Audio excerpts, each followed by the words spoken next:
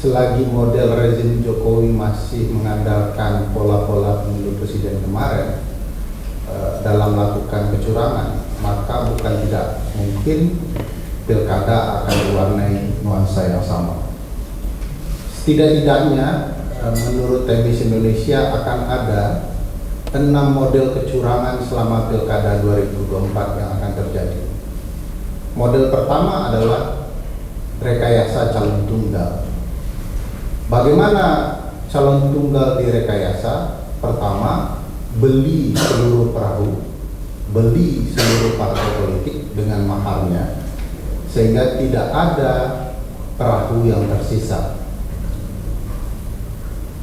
Persis apa yang disampaikan ini, trennya kian meningkat 2015 3, 17 9, 2018 16, dan 2020 25.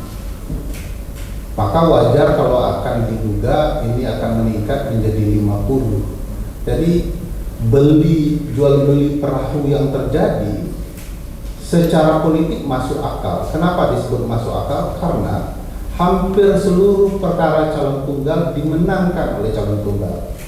Hanya satu yang terjadi di 2018 di Makassar. Artinya calon partai semua tergiur mau merekayasa calon tunggal. Jadi beli semua perahu, dan nuansanya sudah ada sekarang di berbagai tempat. Lalu bagaimana model calon tunggal itu direkayasa? Kedua, pastikan penguasaan terhadap partai politik tertentu yang berbeda sudut pandang. Ini kalau dikaitkan dengan yang baru-baru terjadi hari ini boleh juga ya. Tetapi upaya model penguasaan partai politik sesungguhnya sudah terjadi sejak dari pemilu presiden yang lalu. Jadi ini imbas berikutnya saja. Bentuk penguasaan kepada partai politik itu bisa mengendalikan partai politik dengan perkara-perkara yang ada. Ini silakan tanya PICW perkara apa saja yang mengendalikan partai politik. Kedua, bisa saja pengendalian kepada partai politik itu mengambil alih kepengurusan partai politik. Jadi macam-macam modelnya. Yang penting adalah kebijakan partai hendak diseragamkan menuju pilkada 2024. Sehingga nanti calonnya tunggal gitu ya. Nah, ini model-model yang menurut saya akan menarik kita temui menjelang 2024 pilkada November 2024 besok. Model kecurangan yang kedua adalah manipulasi aturan main. Contoh manipulasi aturan main sudah terjadi jauh hari. Pilpres, ya, putusan Gibran, gitu ya. Nah, sekarang kita ketahui juga ada putusan 23 HUM di Mahkamah Agung yang membuka jalan bagi calon yang berusia belum sampai 30 tahun untuk bisa bertarung. Di mana-mana syarat untuk masuk sesuatu mesti memenuhi syarat usia dulu. Saya misalnya mau jadi dosen, mau mendaftar, saya harus terpenuhi usia standarnya. Tidak usia saat saya pelantikan. Nah, ada itu. Teman-teman semua yang media juga begitu. Kalau melamar ke perusahaan media, pasti usianya dulu harus terpenuhi. Tidak ketika teman-teman diterima menjadi jurnalis. Jadi mana-mana begitu. Nah, ini bagian dari rekayasa dan itu sudah terjadi jauh hari. Misalnya saya menyebut putusan Mahkamah Konstitusi 100 2015 itu adalah rekayasa aturan main. Kenapa? Mahkamah mengatakan dia menyelamatkan publik dari calon tunggal dengan menciptakan kotak kosong. Bagi saya itu rekayasa melalui putusan peradilan. Sebab sebenarnya mahkamah punya kesempatan untuk mengubah situasi. Bagaimana caranya? Harusnya mahkamah mengubah aturan main dengan lebih baik dan konstitusional. Pastikan tidak boleh jual beli perahu dan borong partai. Apa contohnya? di pemilu presiden ada contohnya. Di pemilu presiden tidak boleh beli perahu seluruhnya. Kalaulah kita ngambil seluruh partai politik dan itu berimbas kepada partai lain sehingga tidak bisa mencalonkan calon presiden lain, maka itu dilarang. Dia harus dibatasi jumlah tertentu koalisi partainya. Jadi harus ada kesempatan lain bagi partai lain untuk mencalonkan calon presiden lain. Jadi minimal pasti akan ada 2 calon presiden. Pertanyaan besarnya, kenapa Mahkamah Konstitusi tidak memutuskan agar ada juga pembatasan perahu bagi calon kepala daerah? Jadi sehingga minimal akan muncul 2 calon kepala daerah. Jadi putusan 100 itu bagi saya juga rekayasa dalam menghalalkan partai politik membeli seluruh perahu. Jadi kacau juga. Belum lagi soal peraturan-peraturan pilkada yang sebenarnya bisa memperbaiki keadaan itu. Yang ketiga sudah disinggung tadi, model kecurangannya adalah model kecurangan gentong babi masih akan berjalan poll bearer politik. Saya mau kasih gambaran kiasan ya. Nanti teman-teman silakan menuliskannya lebih jelas. Kiasannya begini, ada satu peristiwa di Sumatera Utara, Kota Medan, wali kotanya sekarang adalah calon gubernur, ya, tiba-tiba kehilangan bantuan sosial di rumah dinasnya. Itu ajaib itu, lebih hebat daripada David Copperfield. Bagi yang tua-tua tahu David Copperfield ya.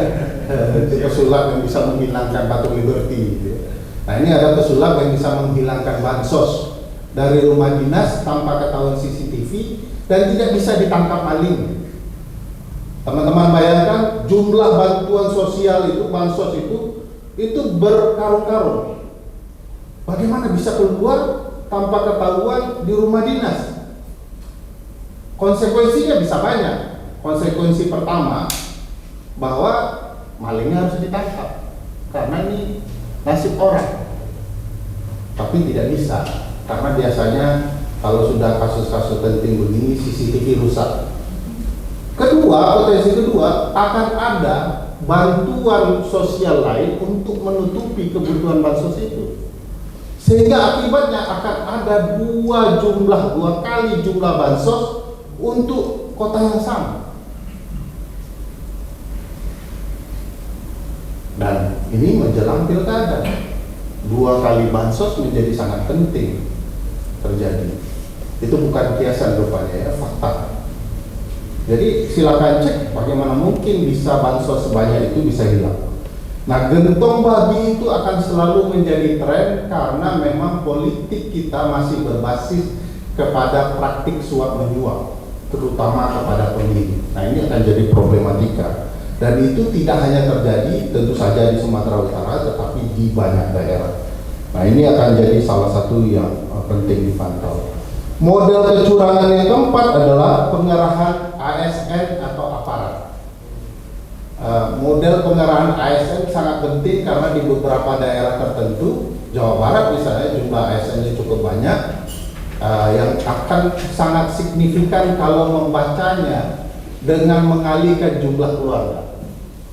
Jadi misalnya kalau jumlah ASN-nya 800 dikali 3 itu suara di satu rumah, sehingga itu akan sangat punya dampak untuk dimanfaatkan, dikerahkan dan digunakan.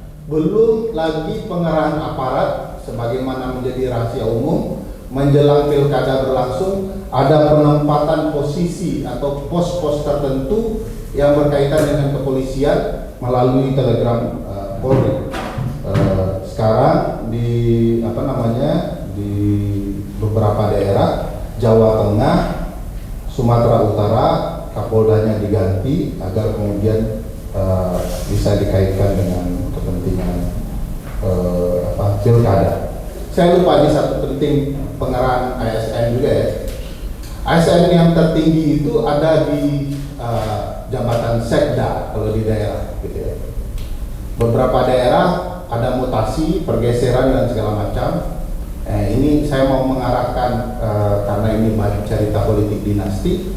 Salah satu ASN tertinggi atau sekda yang digerak-gerakkan atau dipindahkan, dimutasi adalah terjadi di Kota Medan dan wilayah Sumatera Utara.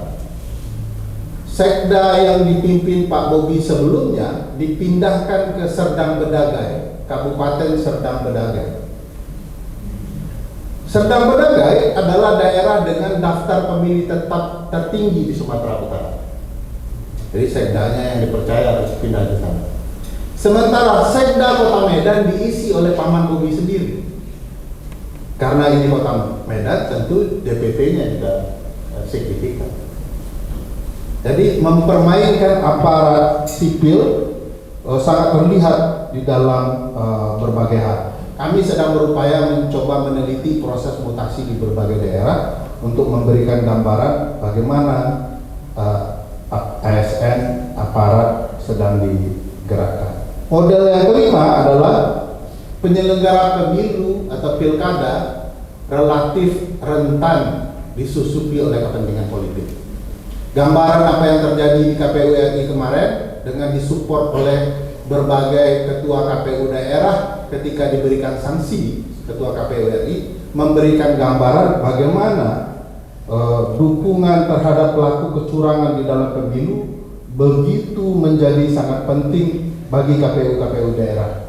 Nah, praktik-praktik di berbagai dari berbagai laporan yang terjadi menurut saya menarik untuk menjelaskan, terutama dari laporan DKPP, angka kecurangan yang dilakukan oleh penyelenggara pemilu di tingkat daerah juga sangat signifikan. Nah, misalnya apa yang kami advokasi bersama ya, praktik kecurangan terkait verifikasi partai politik di pemilu presiden kemarin berlangsung hampir di seluruh Indonesia. Bahkan ada partai yang dibantu untuk melakukan kecurangan di 34 provinsi. Itu akan memberikan gambaran sebaran pelaku praktik kecurangan di Pilpres masih bertahan hari ini di daerah dan mereka yang akan menyelenggarakan pemilu di daerah. Praktik yang keenam terakhir, pengadilan tidak netral. Contoh sederhana, bagaimana kalau Kaisang dan Bobi memang betul-betul jadi maju? Siapa yang akan mengadili perkara perselisihan hasil pemilu kepala daerah di Mahkamah Konstitusi? Apakah Paman harus mundur lagi? Atau mungkin akan ada langkah-langkah lain yang lebih bijaksana, terutama kalau Paman yang berhenti? Ini agak mengkhawatirkan kalau kemudian Mahkamah Konstitusi masih dengan model yang sama untuk mengadili perkara-perkara perselisihan hasil pilkada ke depan. Jadi ada 6 model teman-teman, saya hanya ingin menyampaikan apa yang sedang dirangkum oleh teman-teman Demis dan akan diproses lebih lanjut menjelang pilkada nanti.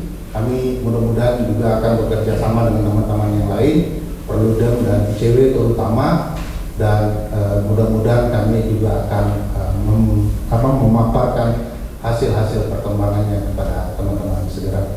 Kurang lebih itu, terima kasih. Assalamualaikum warahmatullahi wabarakatuh.